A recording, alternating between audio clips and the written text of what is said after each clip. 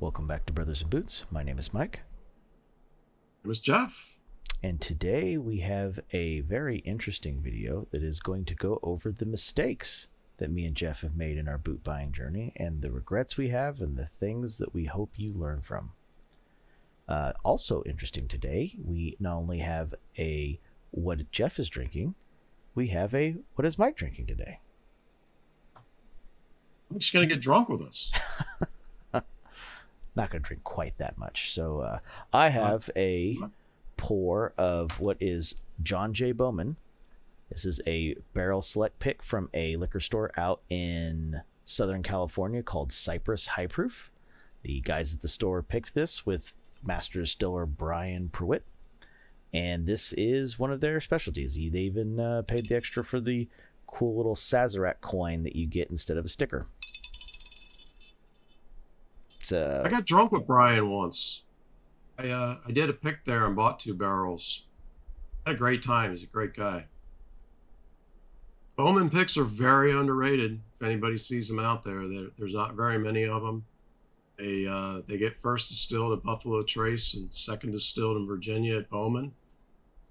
Very high quality stuff and a great distillery. Great people. Yeah, I've only ever found these in the state of Nevada and the state of California now. So if you can find these in your state, they usually run between $60 and $70, maybe 80 in some states. This particular one I got for $60, and I usually pick these up at $70 in Nevada. This happened to be California, but I always grab these when I see them. I've never had a bad one, and they don't come around often.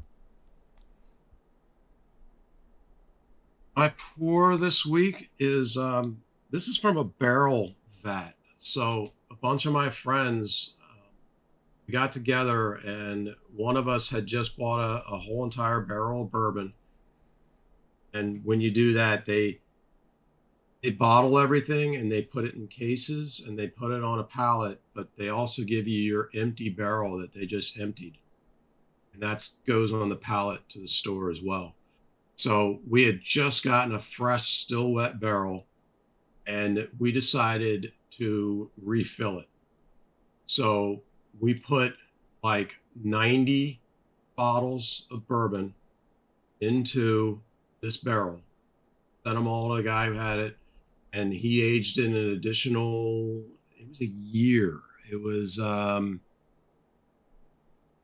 it was 15, 16, 17. It was 2.5 years that we aged it additionally. And everything that went into it was wild turkey. So we called it our big barrel vat, and he had to come out at 117 proof. And it's just phenomenal. I was able to get 3 full bottles out of it, and I'm down to the last one. Will be a sad day when the last bottle's gone.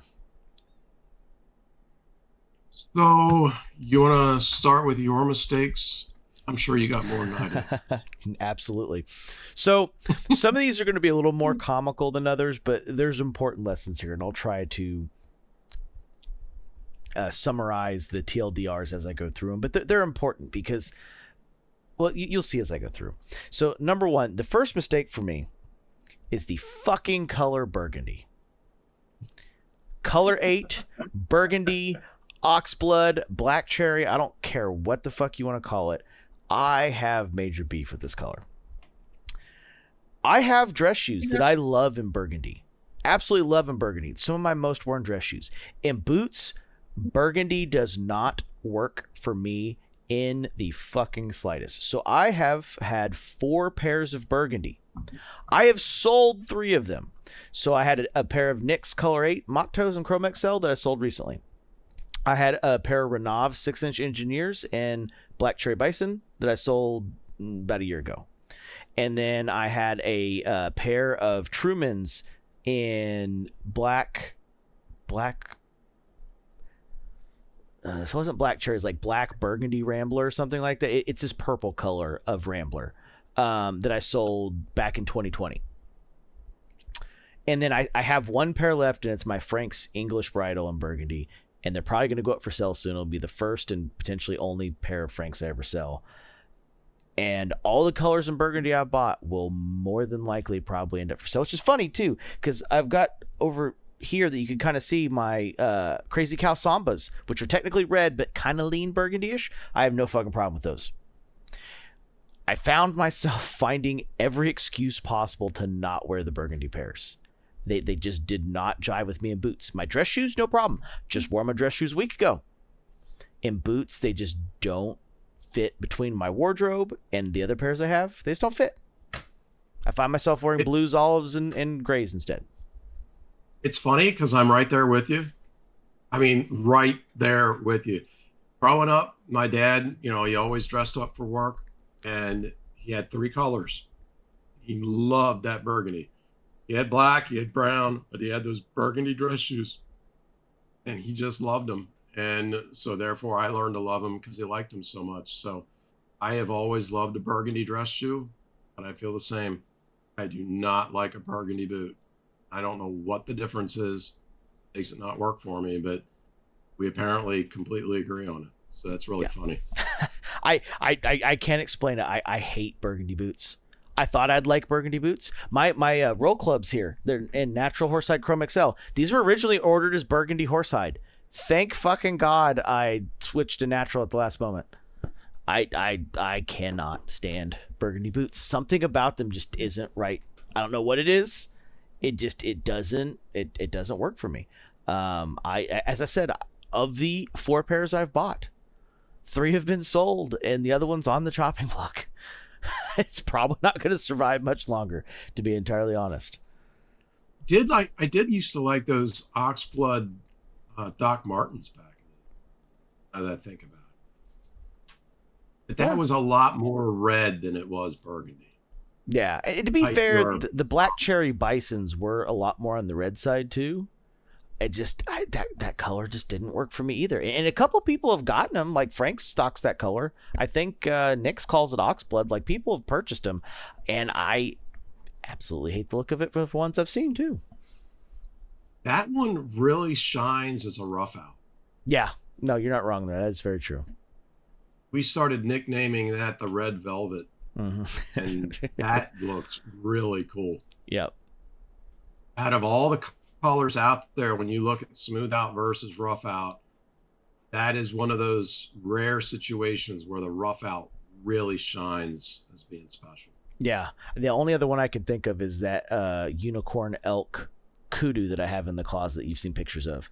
It's got the real the green one. Yeah, the real beautiful rough out. And the smooth out's good and all. It's just it just looks so plain. Even as kudu, it looks plain compared to the rough out.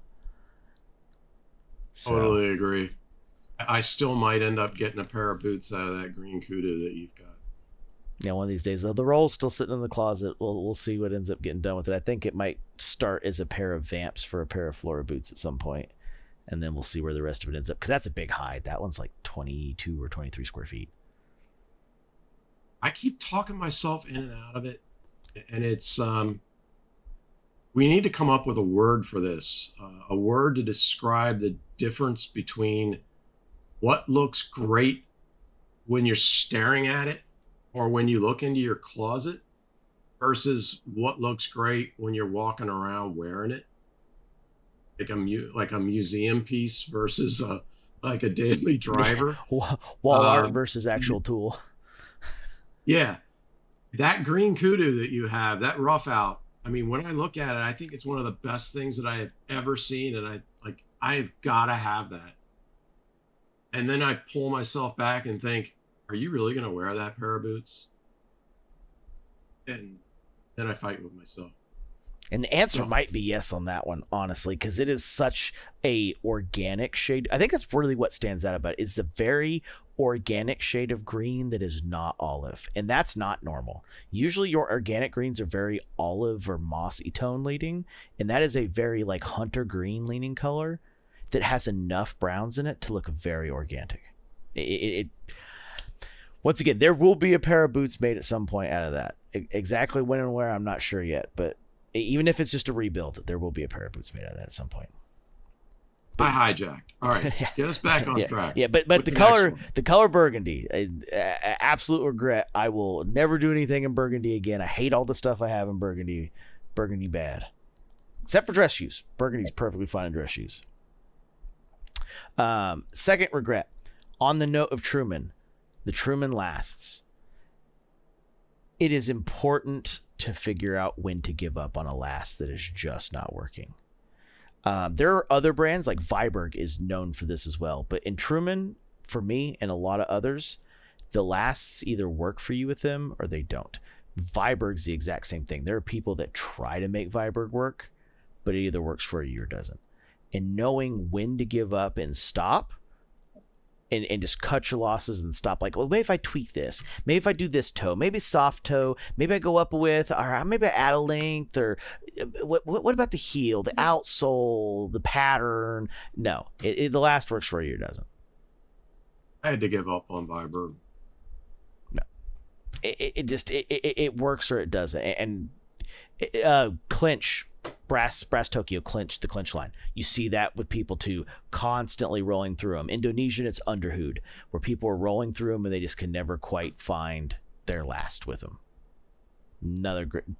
Other great examples of those. But Truman for me was one that, especially early in my boot buying, I tried and tried and tried. I just like, that is the only pair of boots I've made like 6 different insoles for, tried a bunch of different inserts. Like, what if I pull pieces of the inside out and make it? No. The last works or doesn't work. I tried way too hard to make those work. And some of it's because Rambler's hard to get. And like that Crazy Cow's the wax version of Rambler. And my White's Winter Smoke Rambler and those Crazy Cows are like some of the best. Like, I need a pair of work boots that I don't know what I'm doing today. Those are perfect options. They're wax suedes. They're durable enough. CF Stead makes tough as nails suede. Are you going to fight fires in it? No. But if you need a pair of boots that can get wet and you don't know what you're doing that day, those are always great options. They're always comfortable. I can't believe you tried that hard on Truman. Considering the boots that I know you own. 2019 was a different I can't time. believe you tried. 2019 was a different time. Nix was still fucking up my sizing. Different time. Kyle Baker hadn't cracked the code yet. I was still working with Franks at that time. We hadn't quite gotten there yet. And on that note, funny enough story. Third regret. Spending as much time trying to get the sizing figured out with Nix as I did. I did the remote fitting process with them 3 times, and Kyle Baker was the one that cracked the code. True, they don't do anymore. And I called out some of the very specific problems in that, because my very first boot, I was like, should I have 1 3/8 in front of my toe? It's like, that'll break in. It's fine. No, it will not. I still have pictures somewhere on my phone of like me with my fucking really high-end woodpecker 6-inch ruler and my thumb. Like, this is the front of my toe. This is the front of the boots. Like, you can see it's just a little over, 1 3/8. And I'm giving you the benefit of the doubt that maybe my toe moves a little bit while I walk. So it's 1 3/8, which is very clearly in the 8 double E's they had me in, that if you go down to my 6.5 double F, if you get that 1 3/8 down to the correct 3/4 of an inch and you go the correct widths with it, because that's 2 whole sizes down. Hey, what do you know? Double F, 6.5, going down 2 whole sizes, get you a whole 1/2 inch down. Wow, how did we get to the right size with a little bit of math? Here we are. And it took 3 remote fitting sessions to try that out too. The joys of the process. But it led me down another path, and this is another thing that is really important. Understanding how patterns fit. One would think with Nix and companies like Franks having the same pedigree and essentially using the same processes that, the fit between the 2 brands should be the same. They're not. Their lasts are identical, but their patterns are very different. The spacing, where the sewing marks are, how big the crown is, or what we call the horseshoe sometimes, the way the tongue is sewn, all these things affect fit.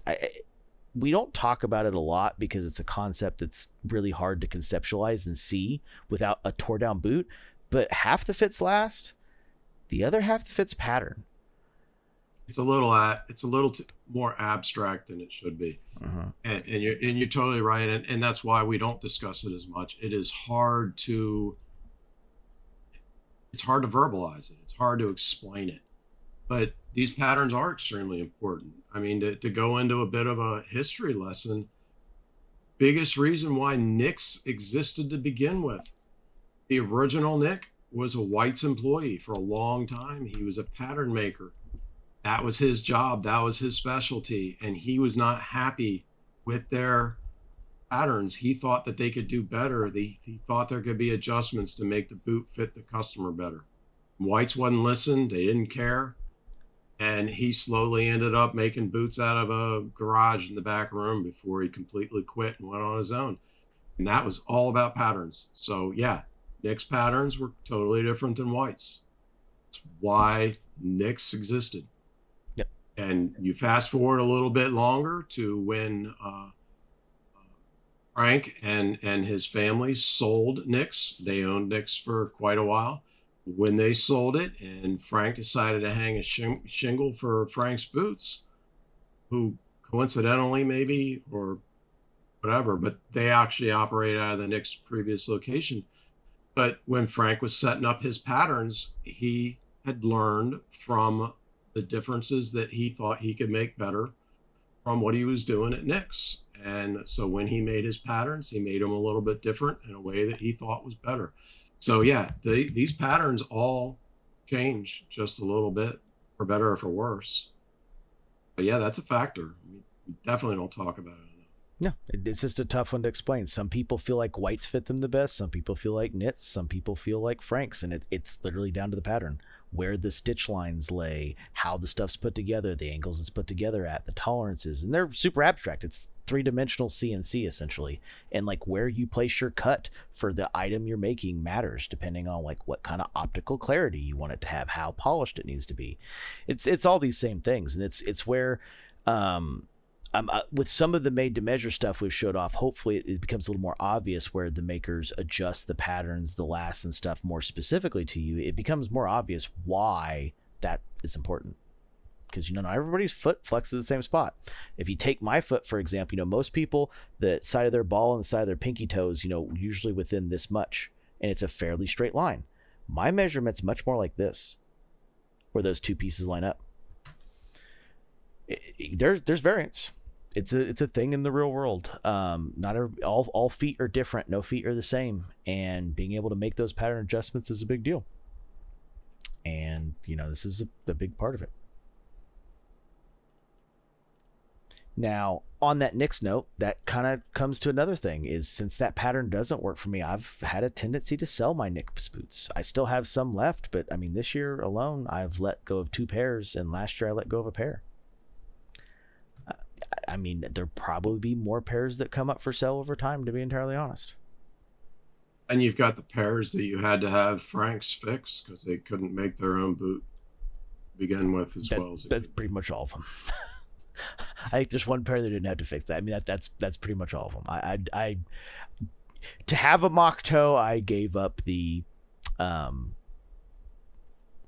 did what I needed to do to have a mock toe. That's what I did.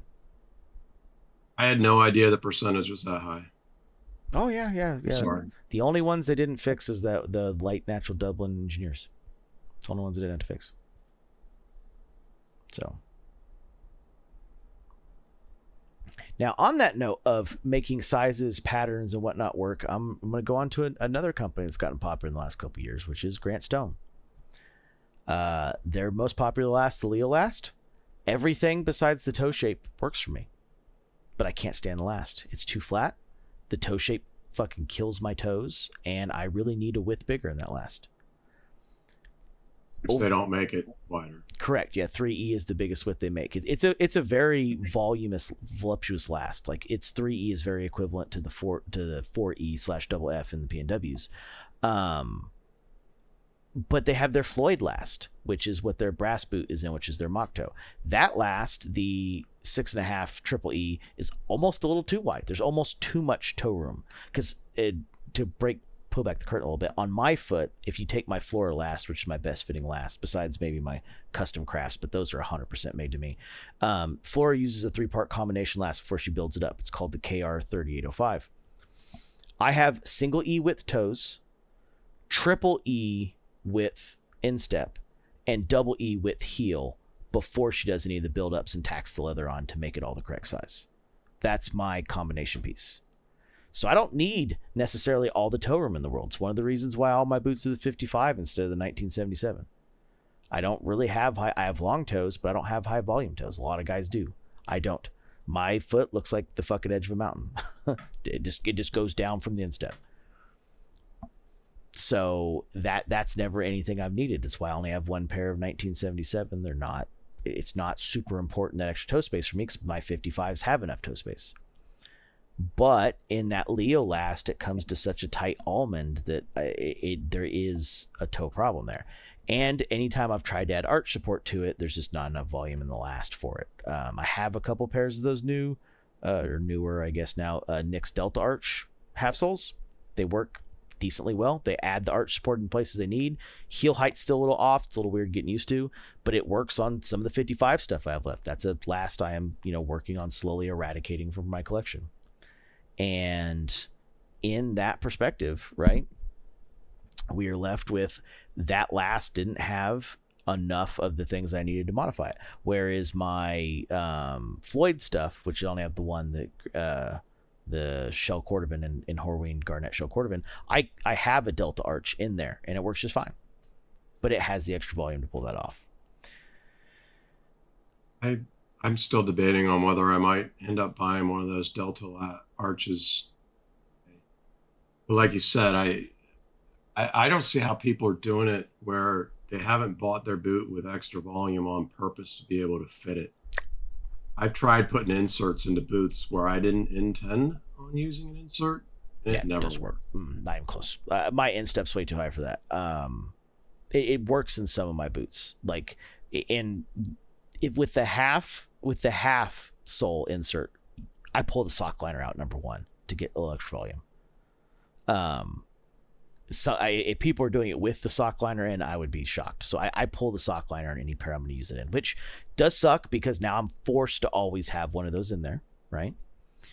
But I also have to tie the laces looser from the second eyelet up to accommodate. There's no getting around that. The other problem that I have that I would have with that, and that I do have with other inserts, the 3/4 ones.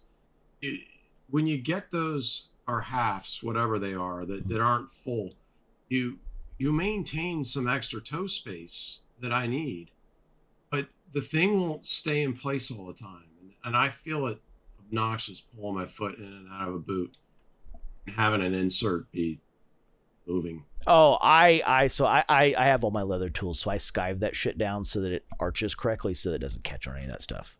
But yes, if you don't have the skiving tools to pull that off, yeah, 100% that's going to be the case. I mean, honestly, I'd probably just glue it in. If you find that it works and it's good to go, just glue it in.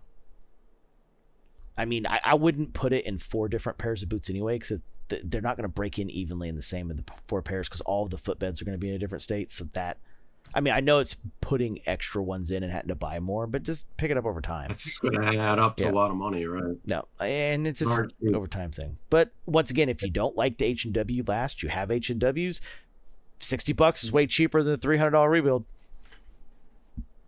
I do feel like that price is too high, and it definitely causes pause. It seems like it makes it worse that I am positive that they're not doing these things inside. They are having somebody else make them, because they're not becoming available in a way where they're making it in-house. Those things came out. The people that I knew that are on waiting like list, 6 weeks. the amount of time that they're on waiting list, and the fact that everything kind of just all the weights got satisfied all at once. If you're making that stuff in-house, you would slowly be bringing that down, not all at once. So somebody is making them for them, which might mean that there is an option that's 30%, 30% price, 60% cheaper that if we just looked hard enough, we might be able to find. Yeah, I mean, That would make it a lot more palatable. I could say there's extra machining in it that might not be necessary. Like, so it's a 2-piece construction where there's what looks to be around a 5 to 6 ounce top piece and a 3 ounce bottom piece, or roughly 3 ounce bottom piece, with that arch support piece in that sandwiches it together. But like, not only is it glued together real well, all the edges are really well treated, and not just like sanded together. They're rounded over on both sides, so it's a nice curved edge. Like, that's an extra machine in a whole process that's more than just like one swipe of the process, because they clean up all the disturbed fibers as well. So there does seem to be extra machining in them that I really wonder if it's necessary. That's just additional cost that probably doesn't need to be done. Also, they have because of the arch support piece, they have to stock or they have to make stock, whatever, doesn't matter, a bunch more sizes. Like each insert can only cover like a size and a half, due to where the arch support piece has to land in the right spot. So yeah, I don't know. The fact that they seem to come out in batches, they always had on the website that's like a week turnaround, but I don't know if anybody's ever waited less than 6 weeks on them. So those waits were really long. Yeah, at least initially. Well, no, I think they still are, because I've ordered 2 pairs, and both times I waited, I think it was 6 weeks for the first one, like 5 weeks for the second one. I'm trying to be fair. I'm trying to give benefit of the doubt. I haven't really talked to anybody or had very many people talking about it recently. So, I mean, if you have an H&W, they work great. They really do. I only have them in 2 pairs of mine, even though one of them just got moved over to the show quarter because I sent that H&W pair in to get remade at Frank's with that Galoon horse rump test hide. But my buddy James has them in both of his Frank's H&Ws as well, which, saves a rebuild. $60 versus rebuild. He had a pair of chestnut Latigos broken in that he just wanted the arch on. Works. So, and him being a bigger guy, he would have got the shorter heel even on a 55 anyway. So, but yeah, and the other thing with Grant Stones, I found myself not wearing them. I had them in ostrich and kangaroo, 2 badass leathers and cool colors that are super soft and fun to wear. Just wasn't wearing them. I had the same issue with a pair of Imperiums in Cloudburst Waxy Kudu, which was a fucking stunningly beautiful color, but I just didn't care for those boots that much in the last they were on, so they got sent on to a new home too. I even made my own custom, basically Delta arch piece for them, where I hand carved all that stuff out myself. They moved on. Once again, there is no making a last that doesn't work for you work. When you find lasts that work for you, fucking go ham. My Flora last, fucking fantastic. This custom craft last, I was only planning on doing 1 pair of boots with this dude, but this fucking last works so well. I got a pair of monkeys in this Cobell russet that will be due sometime this year, and then I sent him some of that badass emerald green shell cordovan to make a pair of boondockers in this last in. Plain toe boondocker, he calls it the Kyle. So, and I'm doing a half leather sole. So it's a midsole and a half leather sole, which I think will look really fucking cool from the outside. Nice. Yeah, you don't see that very often. Yeah, I've had 2 pair of fries that had that, and it wasn't something that I had seen very often, but I always thought it looked cool, and it was definitely easier to resole them. Yeah. So, regret number 4, and I mentioned this a little bit earlier, but I'm going to kind of go into it a little bit again. Fucking engineer boots. Oh. One. I hate almost every pair of engineers I have. Like the ones that I have currently, there's 2 pairs that fit well that I wear on a regular basis. Unfortunately, one happens to be a pair of Westco that has some flaws. One of them I found on camera. Guys all got to see me find an extra oil spot I didn't know existed on camera. And the contrast of the camera is like, is that another fucking one? Oh, goddamn, it is.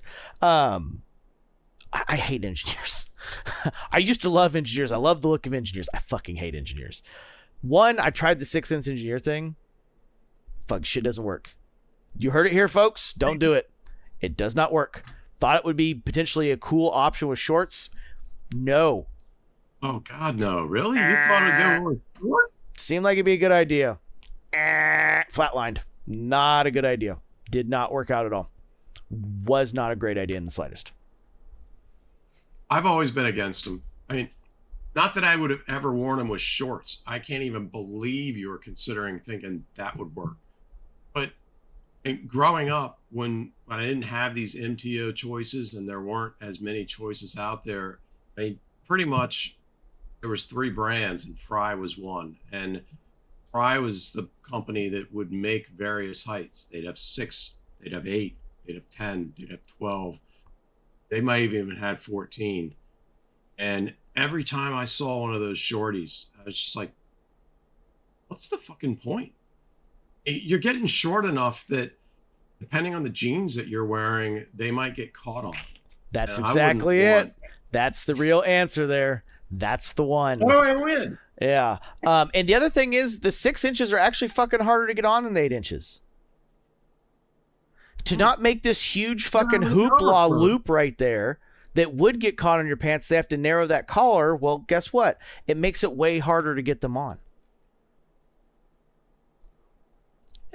Shockingly enough, found that one out the hard way. But even then, even my 8 and 10 inch engineers, I find I don't like a lot of them. I like my benzene Shinki Hikaku Emerald Green Shell Cordovan. That praying glass, fucking perfect. And then I do like my NYX. I don't know. I think it's called the Station Master. They're fucking engineer. It's had like 4 names. In the light natural Had to doublet. be a Renegade then. I think it was a Renegade back then. Yeah. And it's one of the Karl Morawski collabs in the Shell Cordovan with the built right soles, the not centered correctly built right soles, but you can't get those fucking soles, so I stuck with them. And then I guess now the Wesco, my custom fit Wescos actually do fit really well, so I'll give it 3. And I have some MTO ones that are coming, or sorry, MT made to measure ones that are coming that I'm sure I'll fucking love. I don't have any doubt of that. They're coming from 2 different makers. I don't think that'll be a problem at all. But for these like sized, even the like the P&W ones that you have, you know, the widths and the lengths at your control, I don't think that's enough for a good fitting long-term engineer that you're really going to enjoy. If you happen to fit in the pattern and the sizing perfect, great. Fucking take that shit to the moon, cash in on your stock options, enjoy your 1%er life. For basically all of the rest of us that are going to fall into the heel slip, our heel raises up, it boot moves as we move. The rest of us are going to fall into the other category that is not that fucking third. The other 2/3 of us are going to fall into this shit doesn't quite fit right and never will without made to measure. This is just the reality of it. Especially the benzene Capic last. It's a pair of Shinki Hikaku horsebutt in the cognac color that I might actually put up for sale once I get my floors in that exact same color so I can keep that color because I love that leather. God, those fucking things don't fit. They're this much on the front of my toe to get the width that I needed. Oh yeah, they're fucking the clowniest looking shoes you've ever seen. Everybody I know that's bought that Capic last has sold those boots in the last 2 years. I don't know. I think it's supposed to be modeled after the Lofgren last because they look just like the Lofgren last from above. And everyone has trouble with the fit on that too because it's a fucking derby last that's being used to make a boot. The last sucks. I hate the Capic. The praying last, just fine. Hate the Capic last. Not many people seem to like it. Why would you want to copy JL? Sorry, I didn't say that. Please continue. Yeah. But it's one of those things. I have a very hate relationship with engineers with very little love. Because most off-the-shelf engineers don't fit that well. People convince themselves they fit that well, that they're great, they're awesome, blah, blah, blah. They love their Mr. Lou's. They love their bosses. They love their John Lofgrens. They love whatever the fuck Viberg calls their shorties when they do the 8-inch ones at times. Engineers suck. The engineers have to be done right. It's hard to fit them. It's hard to fit them, and there's people that just they don't want to wear a tall boot. It's easier to pull on, it's easier to take off, it's easier to make allowances for. But some people just can't bring themselves to wear a boot that's tall. Mm-hmm.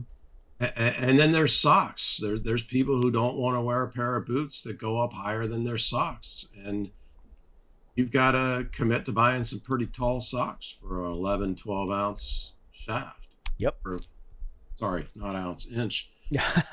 Yeah, I think But Darn Tough calls the 10-inch boots the boot cut, and then you got to do over the calf for anything above 12. right, over the cap. I buy all. I think the perfect height for an engineer is 10. I would consider an 8 maybe, but I think an 8's too small, short. I think 10 is the height. 10's the height that my socks all go high enough. 10's the height that's easy to pull on and pull off. And 10's the height that is never going to get your jeans caught up in it. Yep. If they measure it like the P&Ws measure shaft height, which is from the top of the midsole, 8's fine. But if it's one of those brands that measures it from the ground to the top, 8 can be a problem. That's a good point. That's an excellent point. They do not always measure them from the same. Mm-hmm. So, same thing with the 6 inches. You might actually get what's technically a 4-inch boot. Yeah. So, but yeah, engineers suck. There's a lot to them.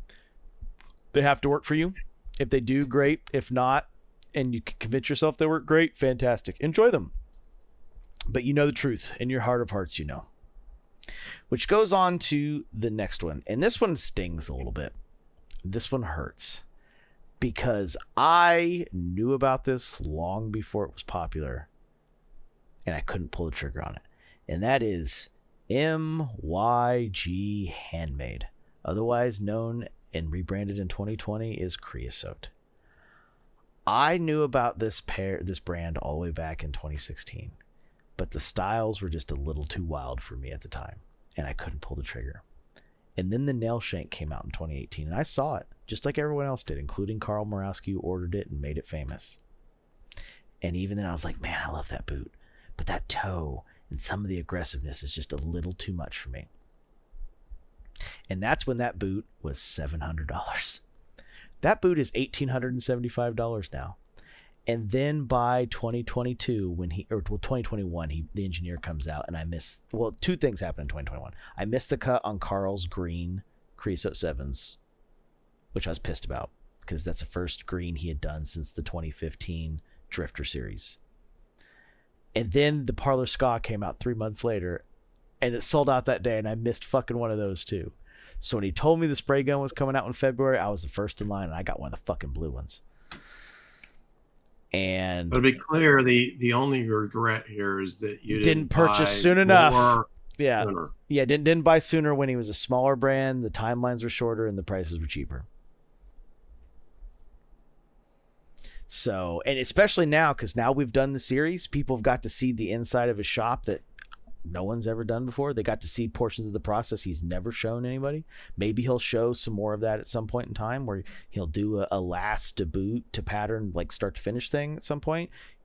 Maybe, I don't know. He's talked about doing some YouTube to kind of show a little bit more of his specific processes, but like, I knew about it long before it was a real known thing, and I just couldn't pull the trigger. And by the time I could pull the trigger, at least when I pulled the trigger on most of my pairs, it wasn't quite at 3 years yet at the waiting list. But yeah, just couldn't do it when it was way better for me. But here we are. Still regret that. That one still hurts to say aloud, because I knew before it was popular. I knew on that one. And I'm not the only person either, too. There's a couple other guys. Alex is one that knew he remembers the original nail shank release, and he's like, man, I just can't see myself wearing that. And now he's sitting there thinking, God, I kind of want to buy one of those. He was in the same boat. Could have got one for fucking $700. I wasn't early enough, and there is a part of me that wishes I was. But then, like I've probably said in 2 previous BiB episodes so far, I'm so happy with what I have. I can't imagine being happier. And if I was happier, I'd have to get rid of everything that I presently own. So I think I'd rather just remain ignorant. Ignorance is bliss. I hate that saying, but there's a lot of truth behind it. less educated people sometimes, or well, a lot of times, mathematically tend to be happier. So, but yeah, that was a big one for a while, and it's still one that stings now. Some of these other ones, I'm kind of doing this in a kind of a comedic, fun way, but you know, a good way to try to get some like kind of life lessons apart. There's no life lessons here besides like, don't be a pussy. Do the cool thing when you see the cool thing. Don't bitch out. So now on to a more real one, and this is an important one. We are all guilty of this, unfortunately. If you learn nothing else from this episode besides just having fun and hanging out, this is the lesson. We have said this lesson multiple times. When you find a cool leather, do not get it in too many colors because it's a cool leather. This is how you end up with, well, this isn't an actual number for me. I'm just throwing out some bullshit here. Like 5 pairs of natural, 7 pairs of green, 8 pairs of blue. And some of them don't get worn because, damn, that's a cool leather. I'm going to get that in 3 colors. Damn, that's a cool leather. I'm going to get that in 3 colors. Damn, that's a cool leather. I'm going to get that in 3 colors. I see this in the heritage community over and over and over again. And I have 3 colors that I've done this with as well. Natural is clearly my Achilles heel. Always a sucker for a fucking good natural. Wait a minute. You're saying 2 different things here. First, it sounds like you're saying don't pick a leather and buy it in multiple colors. But then it also sounds like you're saying don't pick a color you like and buy it in multiple leathers. No, I'm saying that when you find a leather that you really like, don't buy it in like 5 colors, because when you find the next 5 leathers you love, you don't want natural in all 5 of those leathers. You want to have a couple natural options, but not a bunch of them. So in my case, in natural, my main Achilles heel, I had it in russet milled harness, which is Wicket and Craig's natural. I had it in the light natural Dublin. I have it in the Merriam horse rump. I have it in the Shinky horse rump. I have it in the Tuscanella horse rump's technically a natural-ish color. It's moving closer to natural Chrome XL. I have natural Chrome XL. I have the Horween bourbon shell cordovan that I'm wearing that's between like bourbon and their honey natural glazed are both natural. One's just leaning brown. Right. Yeah, one's leaning brown, one's leaning orange, right? In the case of Renav making this pair, this particular one, the bourbon was actually lighter than the natural for the run that they had at the time. So it's one of the reasons I got the bourbon pair instead. And then I think that covers all the natural ones I have, but it's quite a bit of natural. And I was trying to get the test line that Wicket and Craig was doing of natural oiled Latigo that they decided to not do. But that's a lot of natural. So the natural russet milled harness got sold this year because I have Merriam horse rump and natural I was going to wear it. I have Shinky and natural horse rump. Of course I'm going to wear that over it. I had the natural engineers and the light natural Dublin that I was going to wear over them. And, you know, quite frankly, the other horse rumps of the Tuscanello and the shell cordovans I was going to wear over as well. Not to mention, I would kind of really like to have a pair in Shinky natural shell because that's a very unique natural color that nobody else does. It's like almost a bone color. So, yeah, it kind of came down to one of those things that I had enough naturals that I've had to move a couple of them along. Shinky has that one? I thought that was Ricardo. They do too. Who? Ricardo. Ricardo has an Yeah. No. Yeah, they have a bone color. Are they similar? No, the Shinky is much more white. Much more white than the Ricardo. Yep. I've gone back and forth on that Ricardo one. I wasn't aware of the Shinky. Yep. I'll let you know on the Ricardo. Like I said, I sent that museum emerald green to Dennis for a pair of boondockers. So I think generally speaking, agree with everything you just said right there. You know, don't pick one that you love and buy it in a bunch of colors.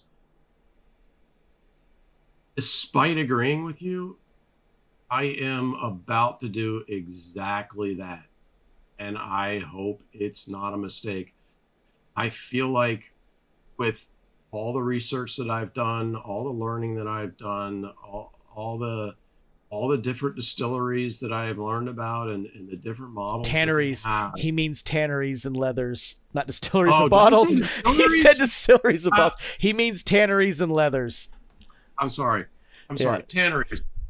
Um, I've decided that to me, like the ultimate tannery version hide model is the horse natural reverse from Merriam. And That's I fucking cool. have fought so hard on that being the absolute perfect choice that I am now planning on buying that in 4 different colors. Oh, I own the reverse natural I've never horse done it before. in 2 colors. This is the one I'm going to bite. Yep. Yeah, I own it in 2 colors, and it's, you know, the 2 that were available when I ordered it. So and here's the thing. I have done this in a couple different, like I have this in Horween. I have this in Wicket and Craig. I have this in Shinky. I'm about to have this in Chloe. I think I have Chloe in 2 or 3 colors. I've done this. Now, I will preface this with saying, once you're at a certain point in your journey, it's unavoidable. There are a couple cream of the crop tanneries this is going to happen in. But when you're starting, don't do it. Because I did this in the early phases too, with shit like English Bridal that no one should ever do, right? So it's going to happen. Like, no one needs 5 colors of Chrome XL. That shit's not that special. I could argue someone needs 2 or 3 colors of Dublin, but even then, that could be a little bit of a stretch. Save that shit for your horse rumps, your koodoos, your Merriams, your Shinkies, your Chloes, your Guidis, Ricardo shell. They do a ton of different variations of shell. If you like cool colors between like some very pastel and bright colors, between marbled, museum, classic, blah blah blah, Ricardo's your tannery, especially for shell. You know, there's a ton of tannages of the Merriam that are all fantastic. The fucking Classico, with Classico's TPR, the waxed, the reversed wax. These are all awesome. I mean, I own Merriam and 3 TPRs, 2 reversed, and hopefully one day a shell. So I mean, this is always going to be a thing. But 1, try to be far enough in your boot journey to be there, number 1. And number 2, make sure it's the tanneries and the tanges that matter. And Chrome XL ain't it. Chrome XL is a great leather, don't get me wrong. That ain't the one to base your collection off of. So. I don't even know if I can get all 4 colors I want. I'm not even sure they all exist. Yep. I've seen the green once. That doesn't mean I'll be able to get it. 100%. I'm sure I'll be able to get black. I'm fairly sure I'll be able to get natural. And I do want a blue. I've never even seen a blue. Yeah. It might not. It might not even exist. They might make it if someone orders enough hides, but yeah, 100%. To me, it seems like the perfect hide. Of course, it's reverse. It looks so much like a smooth out, and it still is going to be resistant to scratches and whatnot. Yeah, it's finished But, almost smooth. I could be talking to you all a year from now and regretting that decision and saying the same thing Mike's saying about that purchase. It's a hole I haven't fallen in yet, and I hope this time it is not a mistake. I don't think it will. Merriam's quality shit. I don't regret any of the Merriams I've bought. So it's all good. I have Merriams from Frank's. I have Merriams from White's. I have Merriam from Tahura, and I have Merriam from Renov. Yeah. So I have it from 4 different makers, and I'm not disappointed with any of the Merriam pairs I have. All right. More? I mean, yeah, I had a note in on jokes about my green and blue collection, because my green and blues have expanded due to that as well, but that was more just a joke. And red might be joining the fray. I've picked up a couple red boots recently, and I avoided like the more bright red colors, like reds like that, for a long time. Because I felt like they didn't work well in boots, and shockingly enough, especially with fucking blue jeans and like olive pants, they were great. Who would have thunk? So especially the Crazy Cow Samba. There we go. That direction right there. That pair's turned out great. That pair's fucking phenomenal. I mean, it might be the Baker's leather talking on that one, to be entirely honest, but that pair is phenomenal working. I've had no issues working with that. Wasn't a ton of break-in. I've got over 500 hours in those already, and they've only done 3 data center trips. I've avoided red and I have avoided orange. That Predator orange I wanted for quite a while. I've avoided it, and I'm pretty proud of myself for avoiding it. Yeah, I had the Predator orange. It sucked. I didn't like it at all. Red I've avoided. I'm more conservative now than I used to be. 10 years ago, there would have been no holding me back on some of these colors. Becoming more conservative. Frank's needs to bring in some Crazy Cow. That's one thing we haven't seen. That Crazy Cow's turned out so good. Really need to see a little bit more. Crazy Cow is great, but man, every time I think of Crazy Cow, I think of the other fact that tannery is also doing the kudu, and man, I can't get away from the kudu.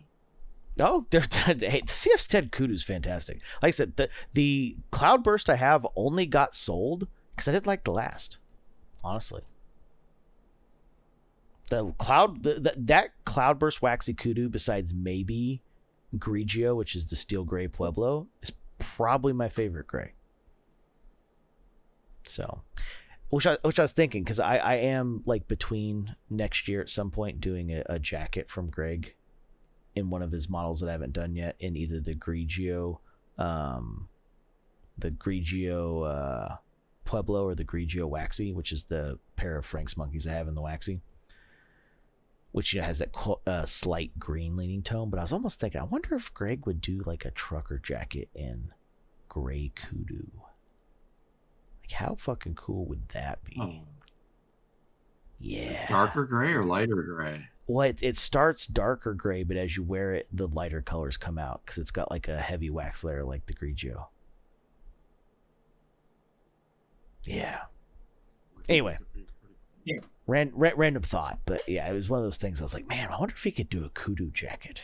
Like, those are big hides. It's not like you have to worry as much about those. Anyway, and then the final regret about boots. At some point in time, you will come to a point you have to sell a couple pairs that didn't work out. I absolutely hate selling boots. Fucking sucks. Don't like dealing with the people. Don't like the fact that my sizing's weird, and I don't like the fact that everyone's, like, one of the pairs, I think it was the Color 8 Chrome XL Mock Toes. That's like a $700-800 pair brand new, and I get that they're worn and everything, but I got jewed down to almost like $425 for them. And it's like, could you go lower? No. it's already half price, dude. No, it can't go lower. So that's one of the things, which is funny too, because right after that, my Russet Mill pair sold full price immediately. Right after, same person. So broke even from that perspective. But I don't think I'll ever sell any of my MTOs. One, I think I'm slower to buy and more careful to buy, that I have made less mistakes that I feel like I shouldn't have in my closet anymore. But also because, my feet are different sizes. So my left is a half size larger. That's going to make it hard to sell. And being a double F is going to make it harder to sell. And so I think even if I decided to sell them, they probably wouldn't sell. That's what I thought too, but I found 3 people that have bought my double F stuff. But I mean, important note here. We've talked about this before, but I'm the guy that tries the shit. So a lot of the stuff I've done is stuff that we were throwing stuff at a wall, and it was hides that I supplied Frank's. Mike's my guinea pig. There you go. It's stuff that I was throwing at the wall. We were trying to see if it worked. And to be fair, we brought Wicket and Craig into Frank's. It's done great. I pushed real hard for that. The next thing was the oiled Latigo, which did really well. Next was the Dublin. The Dublin did good, But the golf green was a fucking cool color and great. Obviously, wasn't super popular, but the cobalt blue Dublin did fantastic. And the only reason they switched to the Predator ink is they could get better consistency and they could consistently get it thicker. That last part being the big thing. They could almost always get it at 7 ounce or more. The Dublin is a love hate. Yeah. It has so much personality to it that some people view that as a negative. Yeah. So there's certainly a love hate there. Yeah. So we did the Dublin. There was a little bit of hit or miss with the Dublin. Some of the Dublin did really good. Some didn't do so good. And then I brought in the Merriam. The Merriam, everyone loved it enough. A bunch of other people supplied hides before they started bringing Merriam in for good. I mean, I don't know if they'll keep it in permanently, but they've kept it for what, year and a half now? It's been a pretty good run so far. But, yeah. And then at the same time, over the 2 years I was pushing for them to get law in, they finally, after me and you prodding them for better part of 2.5 years, brought law in. That's done fantastic. The Horween Montana Bison didn't do so good. C'est la vie. Even I fucking strike out sometimes. It's all about the law. Yeah. The bison, it's got to be law. And yeah, I was an very early pusher for bison consistently. Yep. No one believed. Well, they believe now. And after that, I did the Pueblos, the Battle Lassie tanages, which have taken a little traction. They've brought some in. It seems to be doing pretty well so far. We'll see how it keeps going. See if that one becomes a hit or not. And then I the Arifs and Sons never really brought more in. It was just a little too stiff. It looked good. It had good character. It's a good leather. It's just a little too stiff for a 5 ounce leather. It's stiffer than Seidel at 8 ounces. It's just a little too on the stiff side. It's not really great for uppers. It's really not great for, well, it's fine for a vamp, but it really is not good for uppers. And then, like I said, the Crazy Cow, the Ramblers, I think would do great, but that's a bit of a harder pill to swallow because if you can't get them from Tannery Row, which is the only CF Stead dealer really in the United States that really keeps any kind of reasonable amount of it around, you've got to go straight to CF Stead, and they're like Horween, a fairly big order. You usually got to get around 250 to 500 square feet to order direct through them, which is roughly at least 10 sides, which for Frank's is a pretty heavy purchase. That's not light for them. They keep a lot of limited edition leathers around. That's not a lot of space to keep 10 hides or more of every color. That's a big undertaking. So maybe some that'll come in one day. It's hard to really realize. The size of these places sometimes. They are not that. Everybody wishes they had a bigger workshop than they have, except for maybe Nick's, because they were able to do Brandel in the same workshop with no issues. So, hindsight, we probably should have gone back and forth on these instead of having Mike do all of his first. But at any rate, this is where we are. So, my number one regret isn't really fair and isn't really serious, but most of the boots that I've ever bought in my life before I started buying MTOs. It's tongue in cheek, but I didn't know any better. But I'm at the point where it's all I can wear is the MTOs. I can't wear the others anymore, and I have so many fucking boots. They're never going to get worn again. So it's a regret. I look at all these boots. I've sold 24 already, and I've got twice that to sell, I think. And I look at these boots, and it's just like, I can't believe I've got all these boots, and some of them look really awesome. I just can't wear them again. So count that as a regret.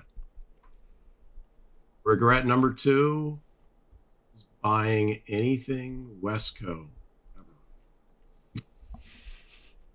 I keep on promising a video that I have not done yet on Westco, but I was unhappy with my original fit, unhappy with the arch, unhappy with what I was led to believe would make me feel better with doing a taller heel, and was unhappy that they claimed to rebuild a boot for me that they literally put back in a box and sent back to me untouched. Sorry, they waxed the edges, told me it was a rebuild, not a resole, a rebuild, and they didn't do fuck. So fuck Wesco. That's regret number two. The only silver lining I've got for Wesco is that that's why I now use a full leather liner in every boot that I own. When I spec my MTOs, I spec them with the leather insert included so that I still have my foot room. And I really like having that leather footbed. Somewhere between a 6 and an 8-ounce leather footbed length to put in. It's a good thing to have. Yeah, it's a good thing to have because we don't talk about it quite as much, but your feet change a lot between summer and winter, and the ability to pull that out if you had like a foot injury or like a particularly hot summer or particularly cold winter to add more to it is important. I have a few extremely thick socks that I almost never wear. And yeah, I can pull those liners out and wear those thick socks. And that is a nice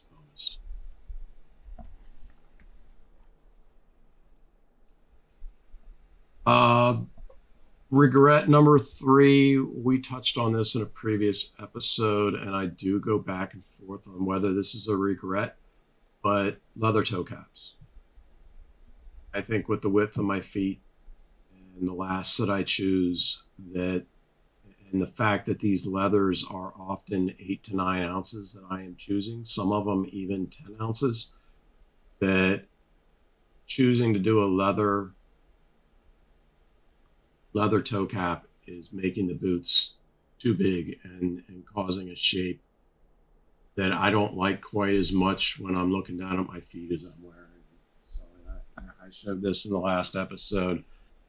So most of you are seeing this twice now, but that brown one, when I'm wearing them, I think they look a lot better. I think it's a much better aesthetic, and this just makes them look a lot more bigger and a lot more bulbous for not a really good reason.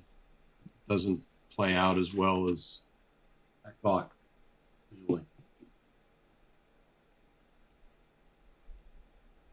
And number 4 is buying my zucchini boots in a 4811 last instead of a 1977.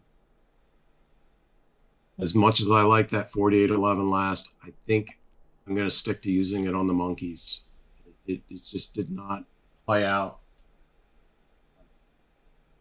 Did not end up looking the way that I wanted it to. And I mean, it's because the 4811 ends up being a little bit wider. It's because my feet are wide to begin with, and it's because this is a 10-ounce leather, so it's 10 ounces on top at 10 ounces plus the liner, and the aesthetic,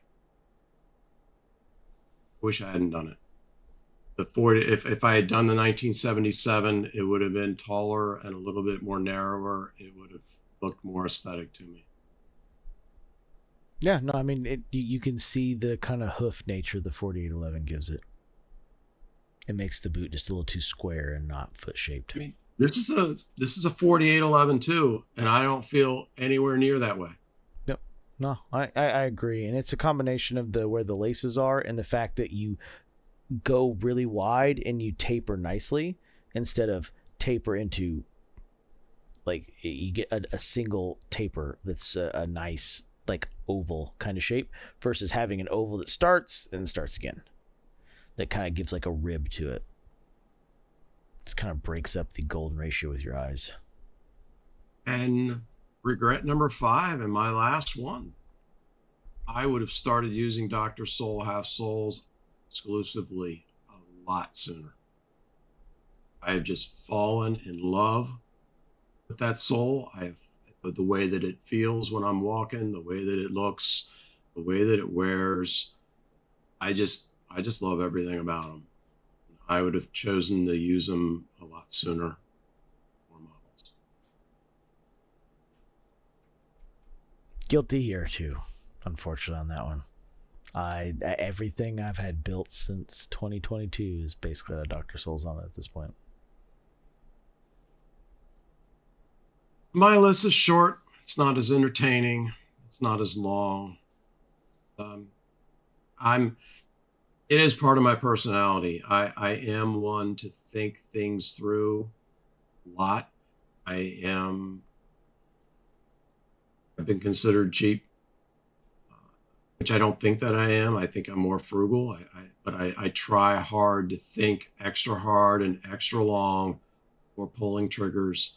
Try to do a lot more research, and so I slow myself down more than most people that I know on making purchases. So I feel like I've made a lot less mistakes because of that. To be So fair, this was I not don't. my episode to shine. Yeah, I don't just pull the trigger on stuff. To be fair, like it's not that I don't do prep or anything. Most of the stuff that I went through, I was a little bit more tongue in cheek, but it was a lot of stuff that I tried to make work that I shouldn't have. And in a combination of, things that do work in other aspects that just don't work in boots. Burgundy's a good one. I went on a 20-minute monologue on Burgundy. Burgundy in dress shoes is fantastic. I have no problems with Burgundy in dress shoes. Most people don't. It's one of the most popular dress shoe colors, and it works with most suit colors. But Burgundy in boots just fucking sucks. I didn't mean to insult you if you took it. No. I don't think that you're willy-nilly at all. You do a ton of research. You're much more knowledgeable and thought through than most people I know. It's why we get along so well. You do also have more expendable income. But yeah, I'm just a little bit more careful. I just think things through just a little bit. And It is what it is. yes, I think some of your mistakes have helped me from mistakes that I would have made if not for seeing that going didn't work through out it. so well. It is what it is. What was God? Art had a quote for this a long time ago. It was a funny meme where it was like, "You all think I'm rich, but like, irresponsible is my middle name," or something like that. True that. So, yes, getting me into a bespoke maker shop of anything is never a good idea. Never. Well, turns out great for the bespoke maker, just not for my pocketbook. I definitely spent a lot of money on a lot of things. I spent a lot of money on my boots. I obviously spent a lot of money on whiskey. We haven't even talked about the money that I spent on my Harley. But so We're gonna sweep that one under the rug. Fucking Harley's trying to change their name and go woke. We're just gonna ignore that one for now. Maybe if they get back in people's good graces, we can talk about that again one day, but not today. no woke. But along that line, in case you are worried about me supporting woke, my money all goes to aftermarket companies. On my Harley, none of my money is going back to Harley. Bought the bike from them, and every day it becomes less Harley and more aftermarket American companies that are doing cool shit that are better made and more durable. Gotta make them dot regulations, and the easiest way to do it is buying it from a manufacturer. We don't need no fucking Screaming Eagle here. Yeah. Harley doesn't get any of my money anymore. And it's not just because they're woke. It's been that way for a lot of people since around the 2005 2008 time period, where companies like S&S really started popping off with just fantastic products. That 2005 2008 time frame, S&S just fucking was taking it to the moon and back. and Harley is a lot of what they have. They don't make themselves. They're having it made for by others. And being in the parts business as long as I am, I'm able to see through that easily and buy straight from that manufacturer. and buying upgraded parts from that manufacturer. So they've been cutting corners for too long. Public company, baby. Sad. Equity's great. Didn't anybody tell you? Make that money. Their C-suite made that money. Let's be fair. None of their employees did. Got to make that money. But yeah, I'm upgrading my parts, buying parts that are better for less money. And no, Harley will never be getting another dime from me or anything. I can't think of anything I'd ever buy from them again. But I will keep on riding my bike, and I will keep on making it better.